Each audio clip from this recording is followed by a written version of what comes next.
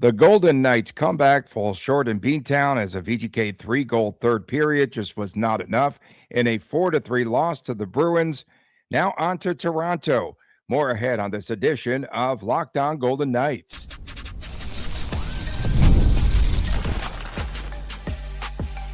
Your Locked On Golden Knights, your daily podcast on the Vegas Golden Knights, part of the Locked On Podcast Network. Your team every day. Hi again, everyone. From Las Vegas, Tony Dasco and Chris Gawlik reporting. And welcome to Locked On Golden Knights, part of the Locked On Podcast Network, now the #1 sports podcast network on the planet. I am a longtime sportscaster, marketing consultant, and the host of the Saturday Sports Beat radio show on Odyssey. Chris, the owner of Silver State Cards and Sports, and the host of the Hockey News Collectibles Show. Now, coming up on today's show, our takeaways from last night's loss in Boston, the return of Mitch Marner to Toronto tomorrow night, or rather tonight, whatever I'm saying there, and what the Friday with all of your comments. Don't forget to watch us each and every day on the Silver State Sports and Entertainment Network. Tune in at 1 o'clock daily, Monday through Friday. SSSEN is the place to be on YouTube TV or on Cox Cable Channel 77. So, Chris, the Golden Knights, they spotted the Bruins 4 goals in the game last night, and then VGK comes back. They mount a comeback with 3 third-period goals. They fall just short in a 4-3 loss at TD Garden. Tomas Hertl's double minor high-sticking penalty early on in this game led to the 2 Boston power play goals. This was an important part of the game where VGK digs themselves a hole. Charlie McAvoy, Elias Lindholm, and then that was followed by a 5-on-5 goal by Tanner Jeannot, all within just 54 seconds. Quick 3-0 lead. End of one for the Bruins. In the second, Nikita Zadorov was driving around the net, and he just driving to the net, and he absolutely throws Tomas Hertl like a stinking sack of potatoes, and then he finds David Pastrnak in the slot. 4-0 into 3, but in the third, that's when the comeback bid began. And for the Golden Knights, Jack Eichel quickly in the third with his 18th goal. Tomas Hertl gets a goal back on the power play unit, and Pavel Dorofeyev just throws the puck on net in a 6-on-5, and Akira Schmidt was out of net at that point, so that's why they had the man advantage very late, and that late VGK push falls short, and the Golden Knights drop their second in a row. Yeah, I mean, there's a lot to unpack here. You got the vibe of the 2019 playoff game against the San Jose Sharks, that not a major and all that drama. Sorry to bring that up, Golden Knight fans, but that's kind of what that felt like, watching all these goals happen in short order. And I mean, like, I put something on my Twitter not too long ago, Little Things Right. It was the first power play goal of the game, I believe, where the puck winds up on Pasta's stick and winds up in the slot, and the Bruins score. Look at Riley Smith's stick. Look at the picture I put out there. He's protecting air at that point. That puck cannot go across the house or the money zone like it did. So his stick was on the wrong side? His stick is facing away. His stick is facing nothing. So he thinks, I mean, listen, Pasta made a good play. That happens in hockey. But Smith was not aware of what was happening to his left. He thought David Pastrnak was up a little bit higher. He wasn't. Pasta got behind. If Smith sees that, his body is facing differently. His stick is facing differently. Smith is an elite, and I don't know if elite's the word, but Smith is a very good defensive forward, but that play he wasn't. And that's hockey, as Coach Cassidy has told us a lot lately. The other goal that sticks out, I mean, obviously Ben Hutton's terrible turnover, and what are you going to do on that one? But then the Tomas Hertl one threw him away like a sack of whatever you said, sack of potatoes, sack of whatever. I don't know. It was bad.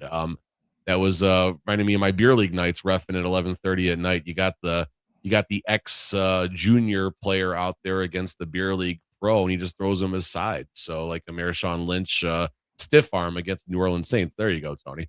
So that's what that looked like, and just bad hockey. And then I guess my last point here, Cassidy says the team found their game. I think that's BS. I think when you're down 4-0, you shorten the bench, you empty the clip, so to speak, and you give it everything you got for a while. And that's not finding your game. that's trying to salvage a comeback, and there's a big difference between the two. Yeah, that hill was way too big to climb for the Schmidt was Golden way Knights. too tall to climb. Way too tall to climb. And they need to go back to those videos where a VGK player plays against a beer leaguer. I like that. And maybe some big beer leaguer could throw Tomas Hertl to the ground. And again, it was Cassidy saying that the Golden Knights found their game late. You disagree, but they did not take care of the puck early on. He said, we need to start building our game again. And suddenly, with a couple of minutes to go, somehow, some way, the Golden Knights find themselves back into this game. Yeah. Why the slow starts? That's the biggest question of the day. Well, of the season. Here we are in January, and they still can't figure that out to get the quick start. Golden Knights didn't score first, so they didn't get the quick start. But this is a little different than not having a quick start. This is the wheels coming off during a penalty kill and little mistakes, as I pointed out a second ago. And Boston's got some good players, and the Bruins are a team. I mean, they had a little chip on their shoulder last night, right? They were hoping Rasmus Andersson would have been having visa issues and playing his first game against the Vegas Golden Knights last night. So that's what the hope was. So maybe Boston had a little juice from that. And there's a lot of underlying circumstances. But at the end of the day, I don't know if this is as much of a bad start as much as it was just the wheels completely coming off. Now, you look at the history of the Vegas Golden Knights going back to what was the first regular season of the game of the year, October the 10th or something like that. You go back to this team to a regular season game one, and they have had a very hard time starting the game on time. And while this feels a little bit different, the reality is they were down 3-0 in short order. So yeah, they didn't necessarily start this one on time either. And looking ahead, you got a Leafs team who sure as you know what's going to start this game on time. Get ready. Yeah. I'm already figure out use the buttons. Yeah, I just did. Chasing games in this league, it's hard to come back, says Kaden Korczak. But in that third period, 20-5 shots on goal for the Golden Knights. Yeah. When they push, they seem to get into that groove, and they're able to produce. That's it. End of story. Why not do that in the first period? That's the thing. Like this is fool's gold looking at this third period. Like, hey, we're back in the game. Fine, but the Golden Knights are comfortable in this circumstance. I get that. And yeah, 14-2. I mean, I talk about high danger chances all the time. WTF moment coming in the third segment about that.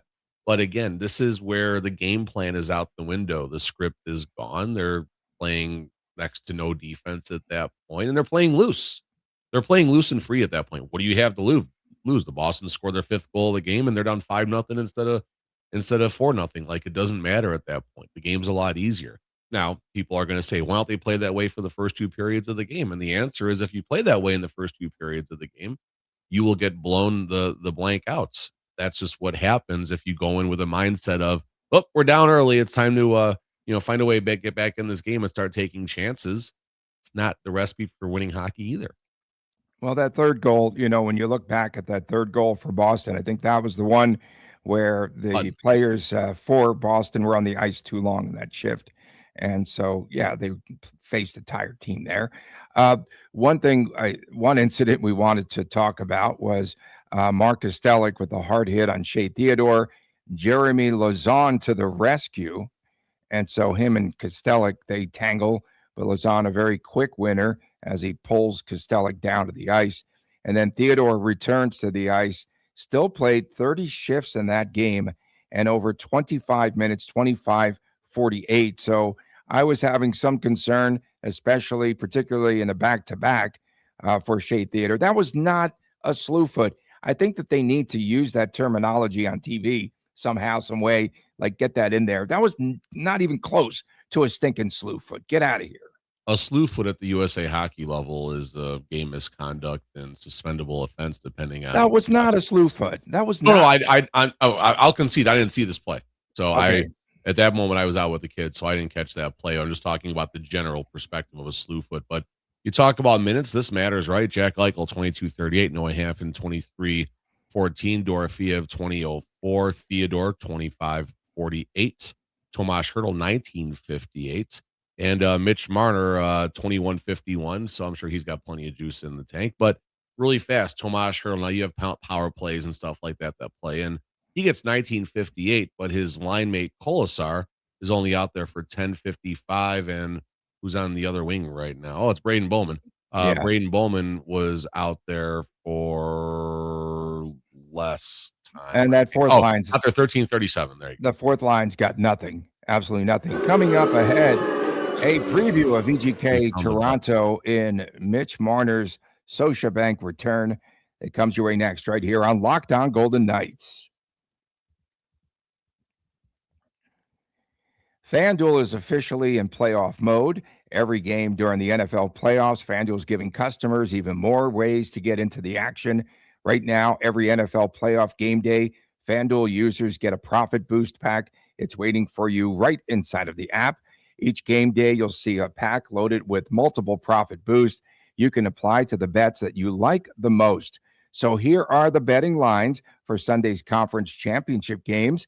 The Patriots are a 4.5-point favorite in Denver against the Broncos. The total on that game is 42 and a hook. The Seahawks, 2.5-point favorites over the Rams in Seattle. The total on that game will be 47. So right now, open your profit boost pack and do that now, or do it the first thing on Sunday. See what boost you want to apply. The boosts give you even more juice on the bets that you already like instead of forcing you to bet on something new. Every play feels bigger, and those boosts make your bets feel that way as well. So visit FanDuel today, an official sportsbook partner of the National Football League, and grab your profit boost pack every NFL playoff game day. Welcome back on this edition of Locked On Golden Knights from Las Vegas, where we are snow and ice proof at the moment. Please be safe out there wherever you might be. I did not know. I turned on the Weather Channel this morning, and I did not know that they named Chris winter storms. This is the winter storm Fern. So they're up to the letter F. So maybe it's a first wave of like going through the alphabet for winter storms. But please be safe out there wherever you're at. You know, they absolutely, WTF early on, they absolutely killed snow days. When we were kids back in New York, New Jersey, in the metropolitan area, we'd listen to the radio for our school to be mentioned that it was going to be closed. And that was a wrap. Scroll on the bottom of the screen.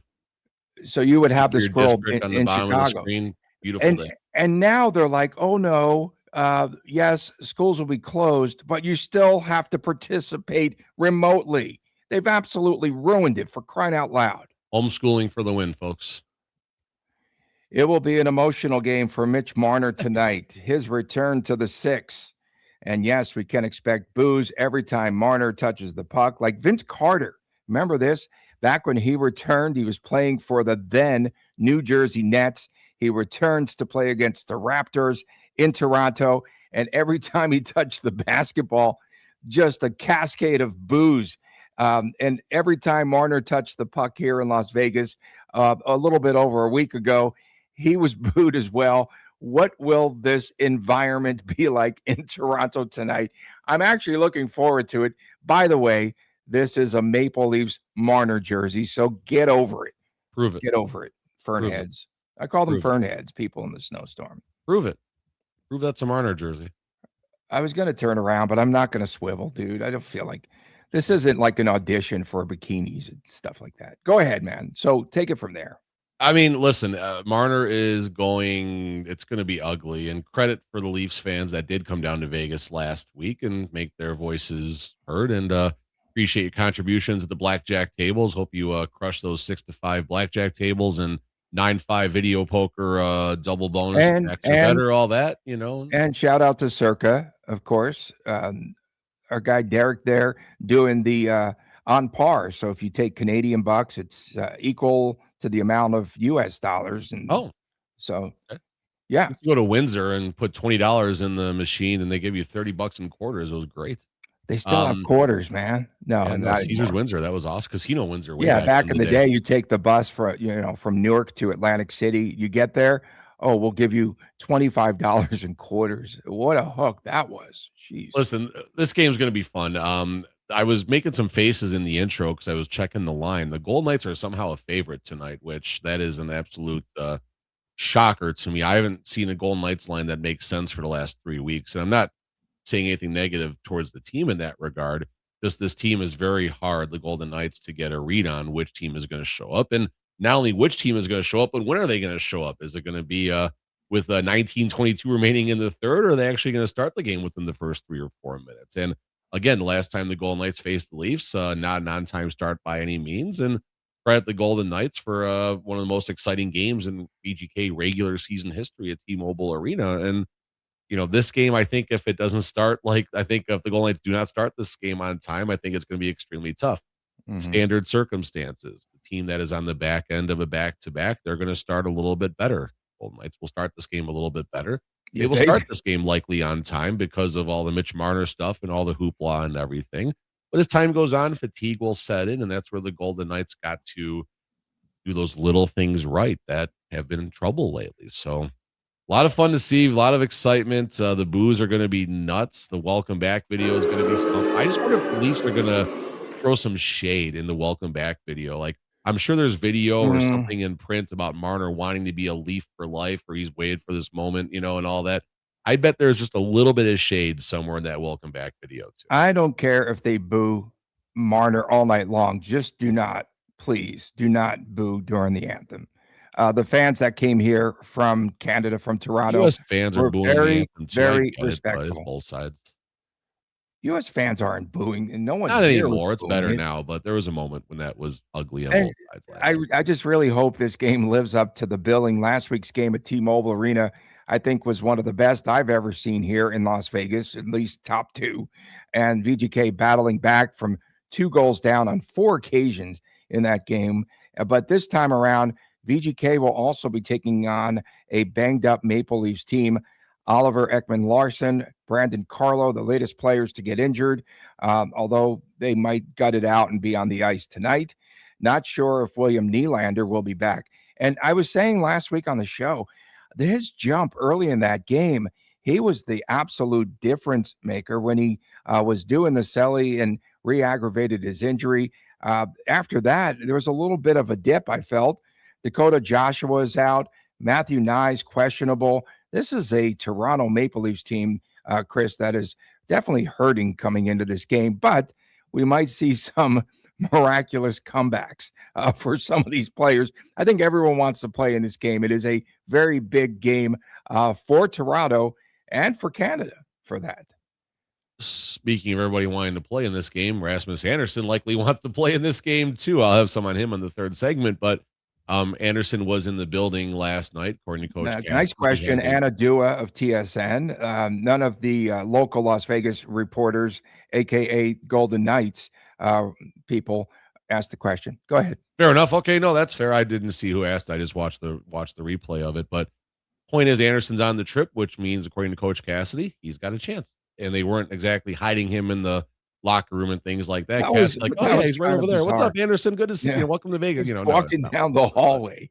That was so crazy. So that at least shows that there's a chance, and that will certainly give this team some juice as well, who desperately needs it. And yeah, I mean, it's been a strange run these last couple of days, but we talked about, I guess, not doing the little things right and my concerns over what happened against the Bruins, but you cannot remove the human element from sports ever. And the human element is tonight's game against the Toronto Maple Leafs is an absolute emotional wreck for a number of reasons. And it's going to be ugly. It's going to be a very, very fun. It's fun. It's fun. So human nature, you can't necessarily blame everyone, including the coach and everyone else, thinking about the path ahead and forgetting about the game against the Bruins. So I'm not saying the team gets a pass by any means, but you understand it a little bit. I don't understand it, but Elliot Friedman dropped a piece yesterday. Oh, you went out and bought a darn Leafs jersey for this moment. Well, because it says Marner on the back, and but still, that's my point. Everything is different tonight, Tony. Everything is different tonight. And yesterday, Friedman saying the Maple Leafs again tried that 3-team deal. The deadline for Nico Rantanen with the Hurricanes and VGK didn't work out, but also there were no contract extension talks. They kind of ripped him to the high heavens, and he was told, the team was told by Marner's agent that Marner then wanted to come west, and he didn't Marner's dad buy a house here in Las Vegas a year ago as well? Allegedly, he was never in town before this happened. Never. Scott Lofton of the Toronto Maple Leafs said, "I'm sure it's going to be loud. It's going to be very loud. So that should be a ton of fun. Ugly. Yes, I don't think it's ugly as much. It's going to be great television. It'll be more entertaining than Yes. we are. WTF time next. What the Friday? Stay tuned on Locked On Golden Knights. Thanks for tuning in today to Locked On Golden Knights. Make sure that you subscribe whenever you can. Follow us wherever on all of the platforms to get all the latest episodes. And if you haven't already, please check out our new Everydayer Club. Access to an ad-free audio feed, invitation to the members-only Discord, and members-only Locked On merch store as well. Go to lockedonpodcast.com/everydayer to join our community. I read through this very quickly because I'm just salivating to get into all these WTFs. There are a ton of them today. First of all, I want to start off with the fact that siblings trips should replace the dads and the mom trips in the future for VGK. Did you see all the fun that the Sibs were having there of the Boston Bruins? I mean, they were absolutely Caps too. The Caps had an epic one too. Oh, it's great. The brothers come in, they're singing. Pasternak brother, I think it was, is reading the lineup. They're blitzed. Again, they went on their trips to Chicago and to Dallas. No wonder why this team wasn't focused when they gave up a 6-0 lead out of the chute in Dallas this past week. It was brothers and sisters, siblings. You just have to wonder if the brothers and sisters might have hooked up. That's not appropriate. WTF. One more WTF for you. Look at those eyeballs. A big trade in the KHL this week, and I'm sure that Chris was all over this one. It involves our favorite team, the Shanghai Dragons. And Vladislav Leontiev signs a contract to the end of the season. And it was the team that they traded with. It was the Admiral Vladivostok, that team. And the Admiral received for the trade 1,000 rubles from Shanghai, which amounts to $18. WTF. I just had to go there. Where that was going to end. Oh my God. I didn't know where it was going to end. WTF. Silver Knights, my favorite team to dog and say negative things about, but you got to be positive when they do something right. I'm a season ticket holder. It's cost me a lot of money and I'm not happy spending it, but signed a contract, so that's that. But what I will say, number one, coming into the season, the free parking, discounted concessions, very nice touches. Well, going into the 26-27 season, season ticket members that are in contract will have their price frozen from where it is now to next season, which is nice. Mm-hmm. And they're also giving us a free upgrade to the next highest priced tier for our season tickets. So I'm in about the 8th row behind net. I can go sit like in the 2nd or 3rd row behind the net now. So that's pretty cool. HSK is trying. A couple of games I've been to, there's been some pretty fair crowds as well. So maybe things are getting better down or over as far as I'm concerned in Henderson. So credit for the Silver Knights for trying to give us a good product and give us good value for our money. So it's very appreciated as a season ticket member. Got some fun YouTube comments here. Let's start with, Lou Dog was not happy about spending $60 for food that was cold and disgusting against the Leafs game and not happy with their temperature of T-Mobile Arena, and I can definitely get on that.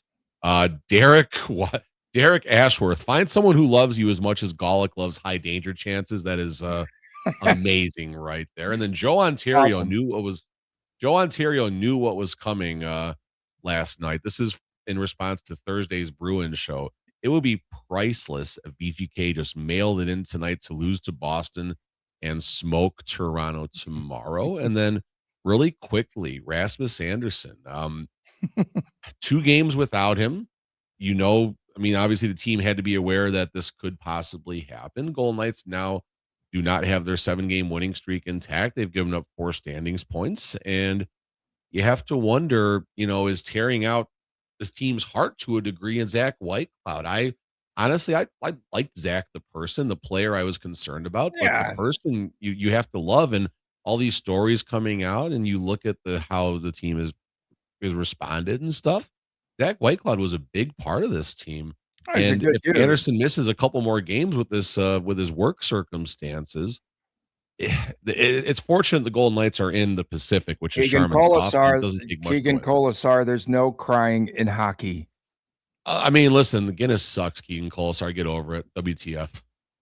His beer, by the way. Let's get some more in on WTF Day from Wednesday's intro. This is from @VGK Everydayer. Tony Dasco, longtime sportscaster, marketing consultant, the host of Believe in Vegas podcast. Chris is a season ticket holder for VGK, NHSK, et cetera, et cetera.